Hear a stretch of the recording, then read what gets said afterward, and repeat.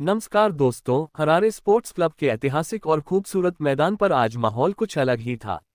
ढोल, नगाड़े, झंडे और दिलों की धड़कनें, क्योंकि सामने था आईसीसी अंडर-19 विश्व कप 2026 का महामुकाबला। भारत बनाम इंग्लैंड और दांव पर था खिताब। स्टेडियम खचाखच भरा, आसमान साफ, लेकिन दोनों टीमों पर दबाव के बादल घने। टॉस हुआ और भारतीय कप्तान आयुष महाइत्रे ने बिना एक सेकंड गंवाए पहले बल्लेबाजी चुन ली। साफ संदेश, हम पहले वार करेंगे और जोरदार करेंगे। भारत की तरफ से ओपनिंग करने उतरे आरोन जॉर्ज और युवा तूफान वैभव सूर्यवंशी। उधर इंग्लैंड ने नई गेंद सौंपी अपने स्विंग के उस्तादन मॉर्गन को। पहली ही गेंद से उन्होंने लाइन लेंथ का इम्तिहान लेना शुरू कर दिया। लेकिन आरोन जॉर्ज भी आज मूड में थे। ओवर की चौथी गेंद हल्की सी जगह मिली और बल्ला घुमा, गेंद सीधी बाउंड्री पार। भारत का खाता भी खुला और इरादे भी साफ हो गए। शुरुआत संभली हुई मगर सकारात्मक थी, लेकिन फाइनल का दबाव जल्दी रंग दिखाता है। चौथे ओवर में एलेक्स ग्रीन गेंद लेकर आए, रफ्तार, उछाल और तीखा एंगल। एक गेंद थोड़ी बाहर, आरोन ने ड्राइव लगाने की कोशिश की, टाइमिंग धोखा दे गई। गेंद हवा में और सीधे फील्ड के हाथों में। आरोन जॉर्ज 9 रन बनाकर लौटे और इंग्लैंड ने राहत की सांस ली। उन्हें लगा दरवाजा खुल गया है, पर असली तूफान तो अभी क्रीज पर आने वाला था। कप्तान आयुष महाइत्रे मैदान पर उतरे, चेहरे पर आत्मविश्वास, चाल में ठहराव। दूसरी ओर वैभव सूर्यवंशी पहले से सेट थे और दोनों ने मिलकर रन मशीन चालू कर दी। सिंगल डबल, तेज रनिंग और फिर अचानक गियर चेंज। इंग्लैंड के गेंदबाज लाइन ढूंढते रह गए और ये दोनों गैप। 8वां ओवर आया जेम्स मिंटो गेंदबाजी पर और यहीं से मैच का रंग पूरी तरह बदल गया। वैभव ने पहली गेंद पर करारा चौका, अगली पर और जोरदार, फिर तीसरी पर ऐसा शॉट की फील्डर सिर्फ गर्दन घुमाते रह गए। 3 चौके और वह भी ऐसे जैसे नेट प्रैक्टिस चल रही हो। कमेंट्री बॉक्स में आवाज गूंज उठी, ये बच्चा नहीं, बैटिंग का बवंडर है।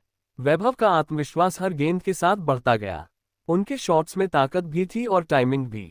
मात्र 32 गेंदों में अर्धशतक, हेलमेट उठाकर हल्की मुस्कान, जैसे कह रहे हो अभी तो शुरुआत है। उधर कप्तान आयुष भी पीछे नहीं थे। उन्होंने स्पिनरों को खास निशाना बनाया, आगे बढ़कर पीछे हटकर हर अंदाज में रन। साझेदारी तेजी से 100 के पार। इंग्लैंड ने फील्ड बदली, गेंदबाज बदले, रणनीति बदली, लेकिन नतीजा वही, गेंद बाउंड्री के बाहर। फिर आया वो पल जिसने मैच को यादगार बना दिया। वैभव सूर्यवंशी ने सिर्फ 55 गेंदों में अपना शतक पूरा कर दिया। ड्रेसिंग रूम खड़ा, दर्शक खड़े, तालियों की गड़गड़ाहट और वैभव शांत, जैसे ये सब सामान्य हो। 19वां ओवर, एलेक्स ग्रीन वापसी पर।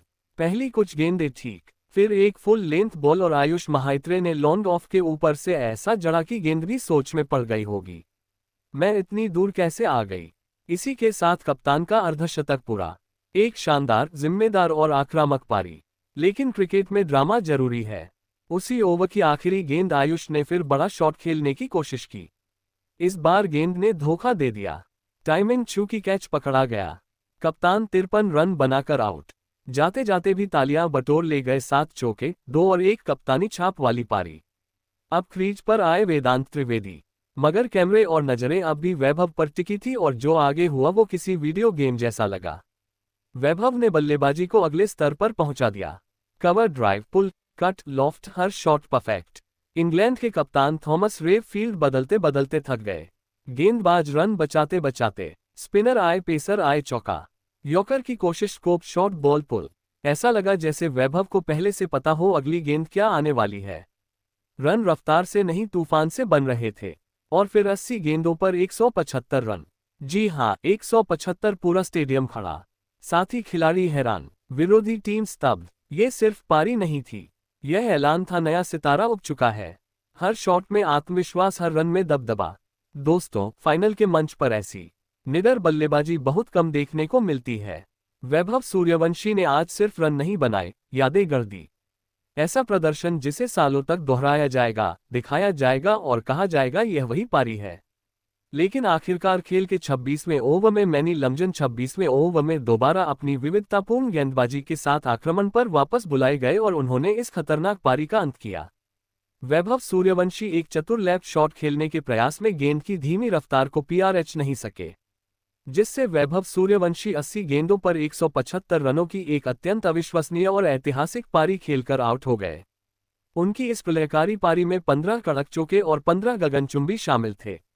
हरारे स्पोर्ट्स क्लब के मैदान पर जब वैभव सूर्यवंशी अपनी 175 रनों की उस ऐतिहासिक और प्रलयकारी पारी को समाप्त कर पवेलियन की ओर वापस लौट रहे थे तो पूरे स्टेडियम में मौजूद दर्शकों ने अपनी सीटों से खड़े होकर तालियों की गड़गड़ाहट के साथ उनके इस असाधारण पराक्रम का सम्मान किया, क्योंकि वैभव ने अपनी बल्लेबाजी से भारत को एक ऐसी अभय और सुरक्षित स्थिति में पहुंचा दिया था जहां से हार की कल्पना करना भी असंभव था।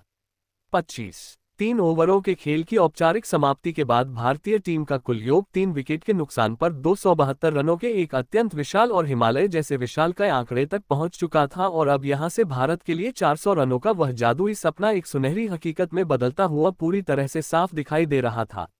वेदांत त्रिवेदी क्रीज पर अपनी पूरी एकाग्रता के साथ मौजूद थे और दूसरी ओर इंग्लैंड की पूरी टीम अब हताशा में केवल इस बात की दुआ कर रही थी कि भारतीय पुछले बल्लेबाज रनों के इस प्रचंड प्रवाह को किसी तरह कम कर दे, क्योंकि भारतीय बल्लेबाजों ने आज अंडर-19 विश्व कप के इस फाइनल जैसे बड़े मंच को अपनी निजी जागीर बना लिया था।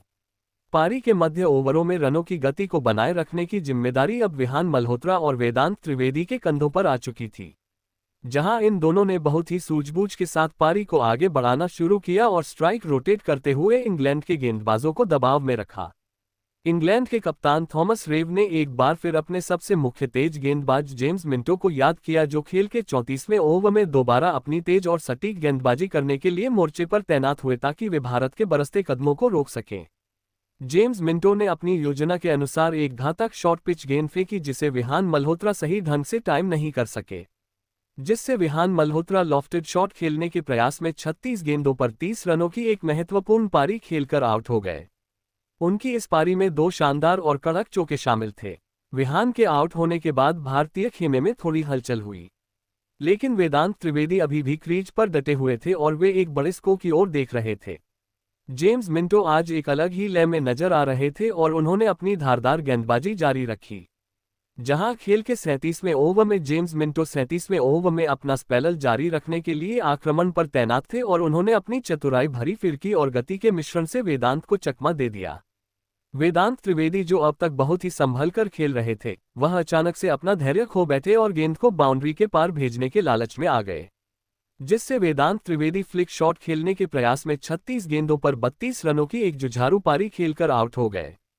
उनकी इस पारी में 3 कड़क और प्रभावशाली चौके शामिल थे। इन 2 त्वरित विकेटों के गिरने के बाद इंग्लैंड की टीम ने मैच में थोड़ी वापसी की उम्मीद जगाई थी, लेकिन भारतीय बल्लेबाजी की गहराई अभी भी बाकी थी और आने वाले बल्लेबाजों के पास रनों के इस अंबार को 400 के पार ले जाने की पूरी क्षमता मौजूद थी। पूरी हरारे स्पोर्ट्स क्लब के इस ऐतिहासिक मैदान पर जब खेल अपने अंतिम और निर्णायक 10 ओवरों के रोमांच में प्रवेश कर चुका था, तब भारतीय टीम एक विशाल स्कोर की ओर तेजी से बढ़ रही थी, जहां विकेटकीपर बल्लेबाज अभिज्ञान कुंडू ने मैदान पर कदम रखते ही एक अत्यंत तूफानी और आक्रामक कैमियो पारी खेलकर इंग्लैंड के खेमे में हड़कंप मचा दिया।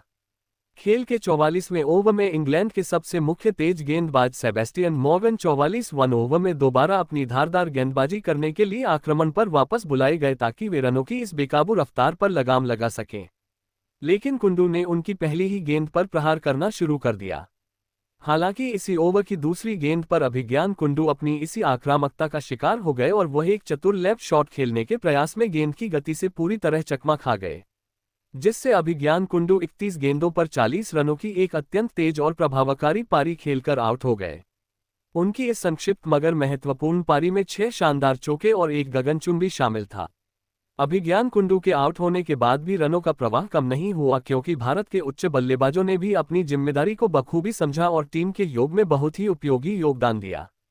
जहां आरएस अमरीश ने कुछ आकर्षक शॉट्स लगाकर दर्शकों का भरपूर मनोरंजन किया।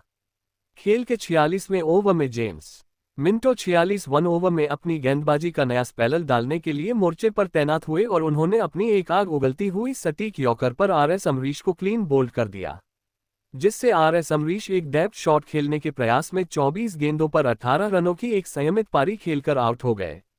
उनकी इस जुझारू पारी में 2 कड़क चौके शामिल थे।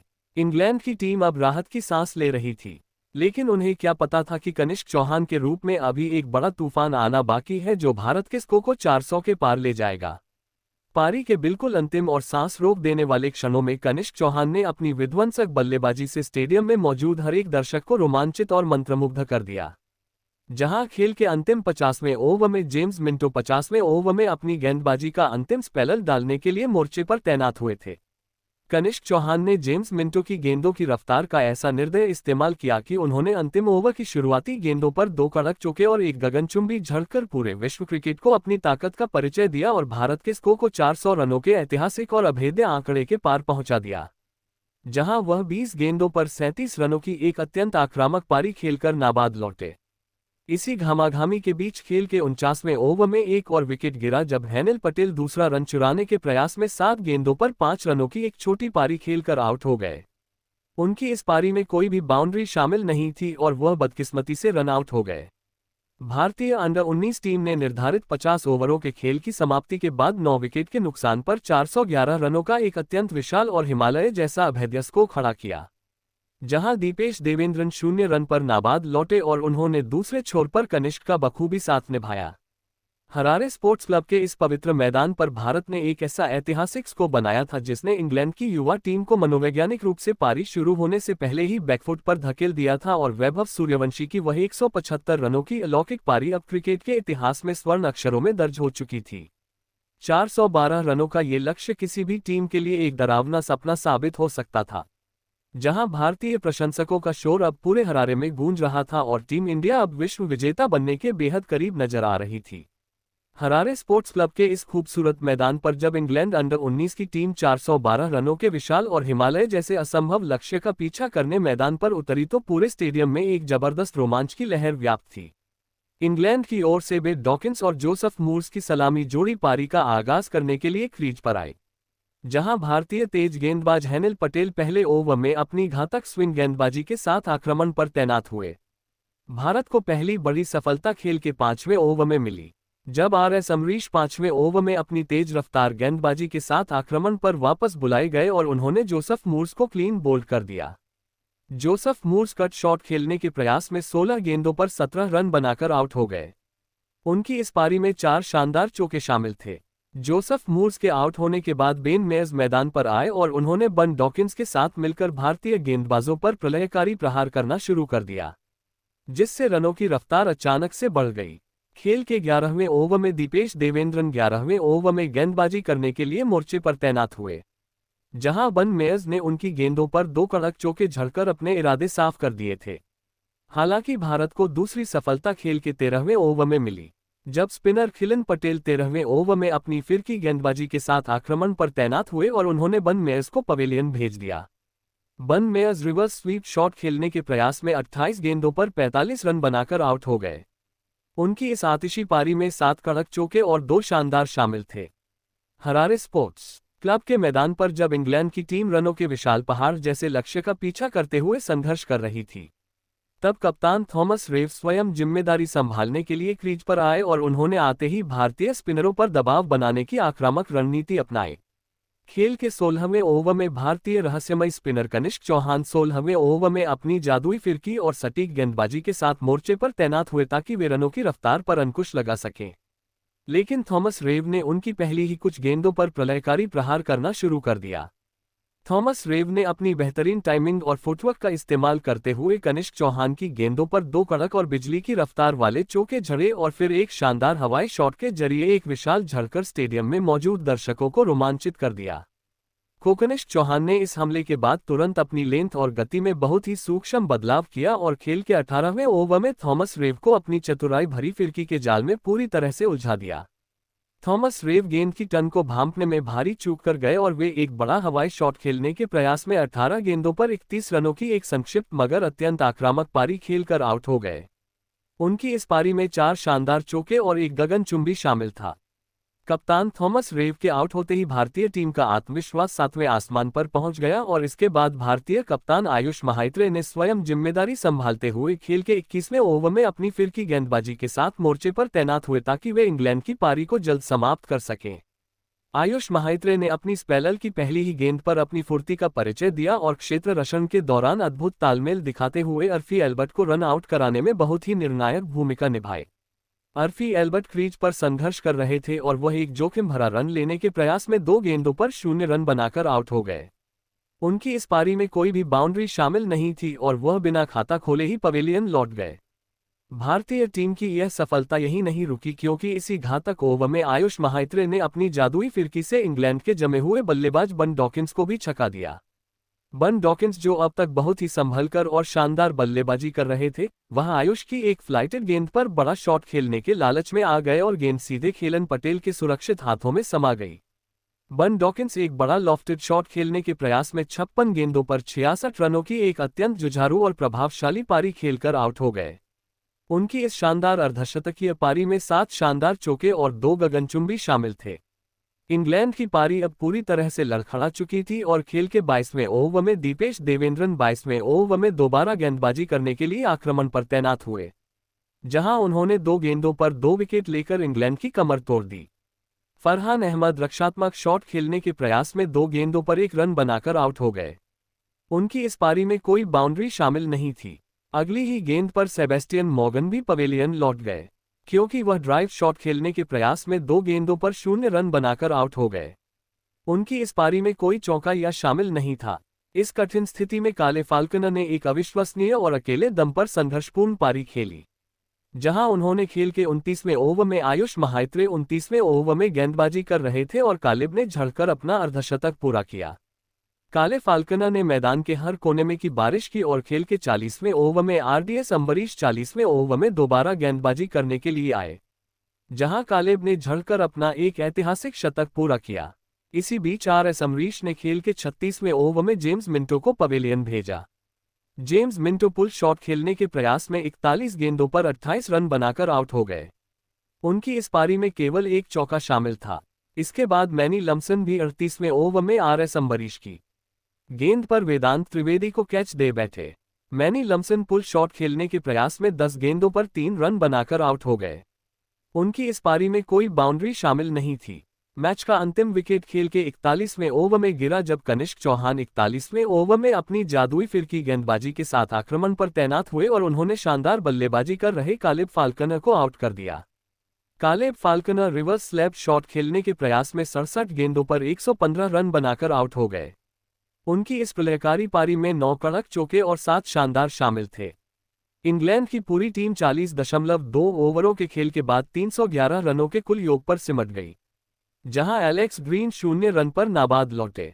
भारतीय अंडर-19 टीम ने इस फाइनल मुकाबले को 100 रनों के विशाल अंतर से जीतकर एक बार फिर विश्व कप की सुनहरी ट्रॉफी पर अपना कब्जा जमा लिया और हरारे का यह मैदान भारतीय जीत के जश्न का मुंह गवाह बन गया। तो दोस्तों, भारत की इस शानदार पर आपकी क्या राय है? हमें कमेंट बॉक्स में जरूर बताएं और अगर आपको यह वीडियो पसंद आया तो इस वीडियो को लाइक करें, शेयर करें और हमारे चैनल को सब्सक्राइब करना ना भूलें। धन्यवाद।